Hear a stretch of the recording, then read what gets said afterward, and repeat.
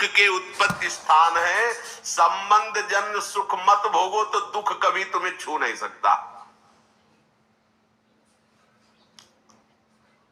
अभी कल हमको किसी ने बताया था, तो बोले वो नौकरी करते थे प्लास्टिक फैक्ट्री में, और वो पाइप फट गया, पूरा प्लास्टिक जो द्रवित प्लास्टिक हो ऊपर, बोले जिंदा जल गया। वो चिंतन तो हुआ ना। तो अब जैसे अपने लोग दूसरे चीजों को जला के खा रहे ना, ऐसे पैर बांध दिए उनको भूंज रहे हैं, तुम्हारे पैर भी नहीं बांधे जाएंगे, जिंदा भूंज जाओगे। कर्म तुम्हें बख्शेगा नहीं, ध्यान रखना। दुख यो नया रसेंद्री के स्वाद के लिए तुमने उन असमर्थ पशुओं को, पक्षियों को अपने स्वाद का कारण मान रहे हो, उनके मांस को। ठीक है, ले लो, मान लो इस जन्म में तो तुम ऐसे हो, लेकिन पीछे जन्म में तुमने किया ना, तो क्या परिणाम आया? प्लास्टिक, और वो भी द्रवित, मतलब गर्म पिघली हुई, सीधे पूरी है। वो कितना कष्ट हो, थोड़ी देर तदात्म होके देखो कितना एक दिन वो फूल लगा रहे थे ना, तो ब्लूगन जिसे आप चिपकाते हो, जरा छू गई तो एकदम ऐसे कह रहे ये क्या है, तो बोले तो गरम प्लास्टिक ही तो है, उसमें हल्की सी गरम एकदम, जिसमें आप फूल चिपकाते हैं, वो जरा पूरी द्रवित प्लास्टिक ऐसे गिर गई। अब बोलो क्या हुआ? मर तो गए हो, लेकिन कितना कष्ट उनको हुआ होगा। ये कर्म आया। देखो तुम भूंजे ना उसके पैर बांध के, या ऐसे बांध के और खाए, अब देखो तुम्हें पैर भी नहीं बांधने पड़े। वो कर्म ने कैसे एकदम पूरा पाइप फटा, ऊपर पूरा गिरा, ले हो गया। सावधान दुख यो नया। अभी समझ में नहीं आ रहा तो मन मौज ले लो, मस्ती कर लो। ये मस्ती तुम्हारे लिए इतनी महंगी पड़ेगी, कोई साथ। अब बोलो कौन है वहां? परिवार, कोई धन संपत्ति, कोई भी साथ है, पूरे शरीर में प्लास्टिक, गरम प्लास्टिक से पैक। कितना भयानक कष्ट, कितना भयानक कष्ट। ये एक कष्ट, ऐसे अनंत कष्टों को भोगना पड़ता है जीवों को। अब फिर नया जन्म होगा, उसको भूल जाएगा कि ऐसा पीछे कष्ट मिला था। जैसे अपने लोग मां के गर्भ से निकले तो कितना भयानक कष्ट, लेकिन याद है क्या? सब लोग वहीं से निकले, कोई नहीं याद। भगवान याद दिला रहे, दुख यो नया। किसी भी प्रकृति जन्य, अगर मुक्त होना है दुखों से, प्रकृति जन्य संयोग जन्य सुखों को मत भोगो, मत स्वीकार करो, तो तुम्हें कभी दुख भोगना नहीं पड़ेगा, पक्का। जब आप किसी वस्तु के भोगने की भावना करते हैं तो उसका अभाव प्रतीत होता है। अगर ये भोग मिल जाए तो मुझे, उसकी शुरुआत ही दुख से हो रही है, जलन से हो रही है, और उसके संयोग प्राप्ति में तुम्हारी जलन होने के कारण सुखानुभूति हो रही है, उसमें सुख नहीं है। तुमने कामना किया है, तुम उसके लिए व्याकुल हुए हो, संकल्प बनाया, इसलिए तुम्हें सुखानुभूति हो रही है, नहीं उसमें सुख। ध्यान रखना, वो भास ऐसा ही रहा है जैसे स्वप्न में। स्वप्न में लग रहा है बहुत अच्छा अच्छा खा रहे, पर पेट भरा क्या? कुछ नहीं। स्वप्न में भी तो सारी क्रियाएं होती, क्या होता है? कुछ होता है क्या? जागृत में ठीक वैसे ही भ्रम है। अगर तुम्हें उस सुखद वस्तु का भाव न बने कि सुखद है, तो आपको कभी भी दुख नहीं मिल सकता। पर हम पहले किसी भी वस्तु, आज पूरा प्राणी समुदाय चेष्टा केवल सुख के लिए कर रहा है, केवल सुख के लिए, परिणाम सबको दुख मिल रहा है। जो प्रभु की तरफ चले वो धीरे धीरे दुख से निवृत्त होते हुए परम सुख की तरफ जा रहे हैं। भले आज शरीर दंड भोग रहा है पीछे के कर्म का, लेकिन आगे प्रकाश है, क्योंकि भगवत मार्ग में चल रहा है। वस्तु के अभाव का दुख जितनी जोर का होगा, मिलन में तुम्हें उतना ही सुखानुभूति होगी। ये ब्रह्म ऋषियों का मनन है। वस्तु के भोग का जितना गाढ़ चिंतन होगा, उतने तुम्हें उस भोग में सुख लगेगा, है नहीं? लगेगा। और जितना तुम उसमें सुख अनुभव करोगे, उससे अनंत गुना बढ़ के तुम्हें दुख मिलेगा। ये सिस्टम है, ये है नियम है। इसीलिए देख लो, सब दुखी है, सब शांत है। भोगी व्यक्ति कभी सुखी नहीं हो सकता, दुखों से बच नहीं सकता, क्योंकि जितने भी भोग है सब दुख योनया, भगवान कह रहे हैं। भगवान की दुखालयम, यहां दुखालयम में तुम सुख भोगना चाहते हो, भगवान कह रहे दुख योनया, हट जाओ, शरीर राग से हट जाओ, केवल जीवन निर्वाह मात्र, धर्म रक्षा के लिए, कर्तव्य पालन के लिए उचित शास्त्रीय विधान के अनुसार भोगों को स्वीकार करो, इसी जन्म में आनंदित हो जाओगे। अगर आप केवल भोगों में ही सुख मान करके रत हो तो परिणाम ताप संस्कार दुखैर गुण वृत्ति विरोधाच दुखमेव सर्वम विवेकिना। तुम्हें 3 प्रकार के दुख वर्तमान में ही भोगने पड़ रहे हैं, देख लो। परिणाम दुख, पीछे जो कर्म किए उनका परिणाम भोग रहे हो। परिणाम दुख और ताप दुख और संस्कार दुख, ये 3 सुख भोगने वाले को भोगना ही पड़ता है।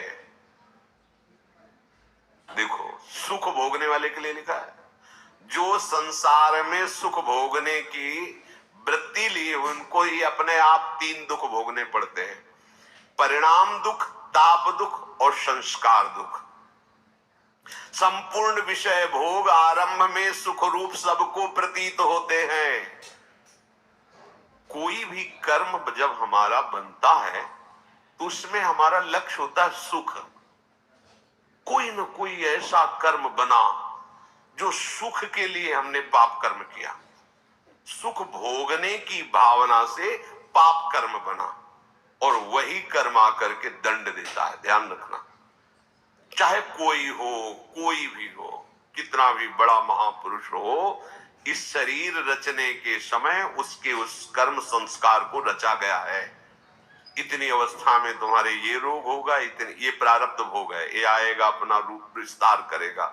लेकिन ये भजन का, ये भगवत शरणागति का प्रताप, वो बस कवच बन करके उसकी रक्षा करता है, ना उसे भय होने देता है, ना शोक होने देता है। अब ये शरीर छूटा, पीछे सब गोदाम में आग लग गई, अब उसमें एक भी कर्म ऐसा नहीं जो जग सके या नवीन हमें बंधन दे सके। खत्म। आगे जो कर्म हो रहे हैं भगवत अर्पित हैं, वो खत्म। प्रारब्ध जो है धीरे धीरे खत्म होता जा रहा है, और उसको कैसे भुगवा रहे? कृपा कवच से।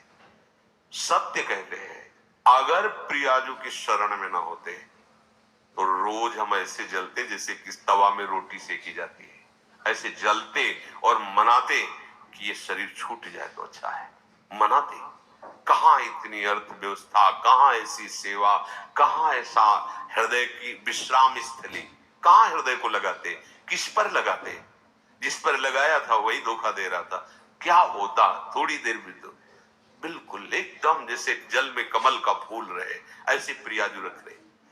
संपूर्ण विषय भोग आरंभ में सबको सुख रूप प्रतीत होते हैं, और वही कर्म, वही विषय भोग परिणाम में महान दुख प्रदान करता है।